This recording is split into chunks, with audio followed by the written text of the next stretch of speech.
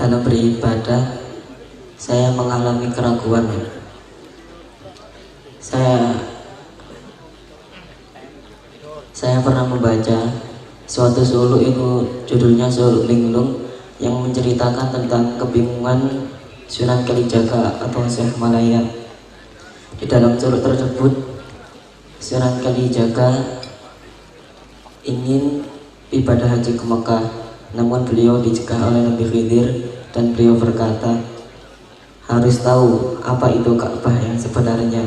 Jika Sunan Kalijaga tidak tahu, maka yang disembah seperti hanya berhala, karena Ka'bah terbuat dari batu. Nah, saya ingin bertanya, apa sebenarnya Ka'bah dan bagaimana cara menyembah dengan sebenar-benarnya menyembah, dan bagaimana iman dengan sebenar-benarnya iman. Buat niku mohon. Assalamualaikum.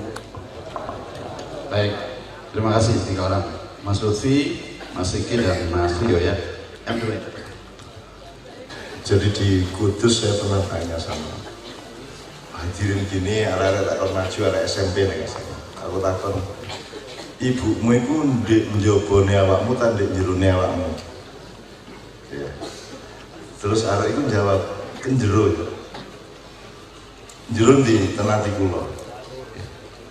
Ibumu teko, nggih. Dendi saiki, to mriko. Lho, ibumu ndek njaba ta ndek jero? Ka'bah itu di Mekah dan di jero kalbumu, kan gitu kan? Sebenarnya kalau kita terjemahkan, arah itu di Kudus itu dalam satu makyahan, dia selalu kebingungan menjawab karena atmosfer di Indonesia itu orang selalu harus memilih A atau B, tidak bisa ya A ya B. Itu dia tidak punya cara berpikir untuk ya A ya B, gitu ya dia. Indonesia itu Indonesia bukan Jawa, bukan Madura. Ya bagaimana kalau Indonesia iya Jawa ya Madura, gimana kalau gitu? Kenapa tidak? Nah, atmosfer kita memang sudah memecah pikiran seluruh, dari mau ngomong politik, mau perdebatan soal kebenaran apapun itu wong sing salah itu hanya ndase rengah, kan begitu. Nah, jadi apa yang diungkapkan oleh konon Nabi Khidir alaihissalam kepada Kanjeng Syahid, Kanjeng Syekh Malaya Sunan Kalijogo itu sebenarnya adalah sebagaimana Rasulullah tadi memberi contoh dalam tanda petik ya, supaya ada jurisprudensi, supaya ada klausul yang pernah terjadi, maka itu juga sekedar untuk memberi wacana kepada generasi yang akan datang bahwa kamu ke Mekah itu ya penting karena di situ adalah ibumu yang sedang nonton di bawah pohon, ya. Tapi jangan lupa ibumu adalah juga ada di dalam hatimu. Tanpa ibumu ada dalam hatimu, dia bukan ibumu. Tapi tanpa ibumu ada di bawah pohon itu juga bukan ibumu. Jadi ibu itu adalah kelengkapan dari yang yobo yang jero. Gitulah. Mungkin ketika itu momentumnya adalah orang terlalu dalam tanda petik terlalu teknis syar'i, terlalu teknis bahwa naik haji itu ke Mekah. Benar, itu harus benar, memang harus ke Mekah. Tetapi tetap perjalanan yang abadi maratonnya adalah perjalanan kalbumu, kan gitu. Nah, perjalanan sprintnya ya lu mau kaji nama Mekah datang, tapi lu mau kaji maratonnya dia ada di dalam kalbu. Jadi ojo takut sih bener Ka'bah sing di Mekah ta sing di jero atiku, ojo ngomong-ngomong. Nah itu pertanyaan khas Indonesia sekarang yang memecah belah antara dirinya dengan dirinya itu, gitu ya Dek ya, kira-kira gitu kira-kira. Terus no dewi maring. Ya, assalamualaikum warahmatullahi taala wabarakatuh. Nama saya Muhammad Nafis dari Nganjuk. Yang ingin saya pertanyakan lebih dari mungkin dari bahasan mengenai atmosfer tadi dari Yai Muzamil, kan kita sudah tahu bahwa dulu pemikirannya adalah materi itu lebih penting, kemudian kita tahu ada teori muncul metode itu lebih penting sehingga muncul kurikulum, terus kemudian guru lebih penting, dan malam ini kita menemukan bahwa sebenarnya atmosfer yang diciptakan dalam dunia pendidikan itu yang sebenarnya jauh lebih penting dari itu semua.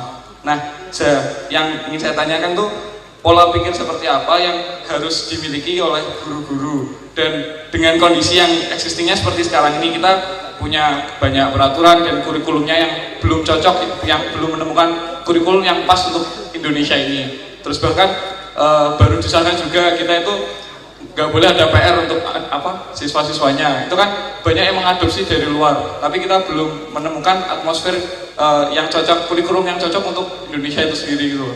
Nah, seharusnya apa yang bisa, ketika kita sudah tahu atmosfernya yang harus kita benahi, terus bagaimana untuk memperbaiki dunia pendidikan itu melalui apa yang kita temukan malam ini, mungkin cukup. Ini saya kira pembelajaran yang baik, monggo diproses di maknya masing-masing. Jadi atmosfer pendidikan itu sebenarnya nomor satu gini, iki niat didik tanggalan duit, itu aja. Nah, itu dari situ harus berangkat kemana-mana udah. Iki kon dadi pejabat iku kate mengabdi rakyat ta kate melampiaskan nafsu. Bisa dua-duanya, sambil mengabdi rakyat sambil melampiaskan nafsu gitu. Ya saya kira kasusnya beda dengan Kak Bata tadi sebenarnya, kalau kamu tahu. Jadi di Maia saya pernah katakan hati-hati. Jadi hisab, matematika, bisnis, keuangan itu penting sebagai alat ya. Tapi hati-hati kalau dia sudah menjadi ideologi.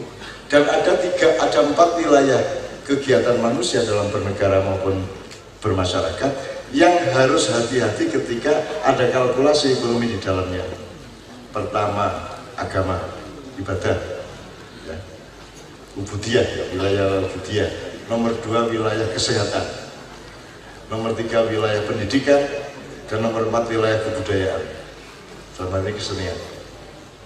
Nah, ya tidak mungkin anda pentas kesenian tanpa biaya. Ya tidak mungkin. Tidak mungkin seorang ulama, seorang kiai, seorang ustadz diundang ceramah terus, tapi dia tidak mendapatkan honor, terus dia tidak bisa hidup. Karena dianggap kalau penerima honor jangan menjual agama, kan gitu kan? Karena orang itu nggak bisa membedakan makna. Menjual agama itu kalau Anda bertujuan mencari uang, mencari dunia dengan barang jualan dari akhirat atau agama. Kalau yang terjadi adalah timbal balik akhlak, jadi misalnya aku ngundang awakmu ceramah di desoku, ya akhlakku menunjukkan bahwa aku kudunya ngonikon. Tapi ojo sampai itu jadi tujuanmu. Maka sekarang tuan rumah harus menunjukkan tanggung jawabnya. Misalnya saya dolan ke pesantrennya Pak Muzamil, saya pasti dikasih makan, nggak mungkin tidak. Tapi saya tidak boleh dolan ke sana sebagai alat untuk saya mencari makan, ngerti nggak? Ngerti nggak? Nah, soal makannya sama, soal perginya ke Pak Muzamil sama. Jadi yang membedakan adalah niatmu apa, ideologimu apa. Kan gitu mas. Jadi kalau dikembalikan ke pertanyaan Anda mengenai pendidikan kita ini, lah menurut saya uang guys sekolah itu saya gigi kata mendidik tak kata bisnis. Ya itu atmosfernya bisnis kok. Apalagi sekarang itu tadi kalau pedoman kita agak ketat tadi itu bahwa kamu menjadi ulama belum sukses itu belum berhasil. Karena ya ketika mulai berhasil, mulai sukses, mulai goal adalah ketika keulamaanmu membuat kamu bermanfaat bagi orang banyak, kan begitu. Jadi suksesnya terletak pada manfaat dan kebaikan yang diciptakannya, kan itu jelas. Jadi ya, jadi saya ini kontak-kontaknya pendidikan bagaimana yang seharusnya upama tak kandani sapa sing gawe sing gelem gawe. Oga nek gak sing gelem gawe omonganku dilokno pisan sapa iku? Wong sekolah metu terus saiki nggih kurikulum ngono kok. Ya apa katene atmosfernya gitu kok. Ya saya diem-diem punya deh. Aku duwe kurikulum TK, SD, SMP, SMA, universitas, aku duwe levelnya itu punya. Kemarin di ITS saya juga ngobrol sama Pak Nur soal itu. Aku duwe prinsip menurut Islam, menurut aku loh, Islam menurut aku ya, aku sebagai Jombang, ini kan Islam Jombang ini. Tidak semua Islam Nusantara menturo bisa ini Islam menturo sebenarnya. Jadi tapi tidak pernah kita umumkan sebagai Islam menturo ya semuanya ikulah. Pokoknya nek gula mlebu kopi ya dadine kopi legi ngene iki lho. Tapi nek mlebune teh ya dadi teh legi nek ngono tok. Gak terus sing bener iku dilebokno kopi sing teh salah gak ngono lah. Dimana kan kita tidak menolak siapa-siapa. Kalau misalnya itu betul-betul kita tahu itu betul kufur kepada Allah, kita doakan. Mudah-mudahan Allah memberi hidayah atau paling tidak memberikan ampunan gitu. Oke, jadi Dek, menurut saya aku duwe kuwi. Tapi kan tidak boleh jadi nafsu saya. Aku SD bantah kok. Wong meneh SMA. SMA aku jadi orator lah. Wong saya dihukum oleh guru karena aku gak jelas dia. Bukuku selama SMA itu situ. Buku tulis situ tak lipat nih kok. Halaman pertama mekanika, halaman terakhir tak walik tarikh Islam. Terus halaman pertama meneh sing halaman ketiga kayak ono selo-selone kok pelajaran apa wis kabeh pelajaran sak buku itu tok. Ya apa katene lulus. Ya, tak deleng sak mburi ngene. Ya apa. Loh, tapi kan masalahnya bukan bukunya lengkap apa tidak, masalahnya aku bisa nggarap tagak. Ya tagak. Dilarang gak bisa nggarap. Kata ya apa? Iku jangan alasan. Loh, aku bisa nggarap gak bisa nggarap itu belum lulus itu. Tidak berarti kalau saya bisa lulus itu berarti sukses. Saya bermanfaat apa tidak? Dilalah saya sejak umur 17 tahun aku wis aktif di masyarakat. Saya itu remaja paling kreatif se-Indonesia tahun 70. Nek jarine wong-wong iki. Aku dhewe gak ngakoni ngono iku, aku dhewe ya sumpah aku ngono iku ngono tok. Umur 17. Saya umur 17 sudah kerja.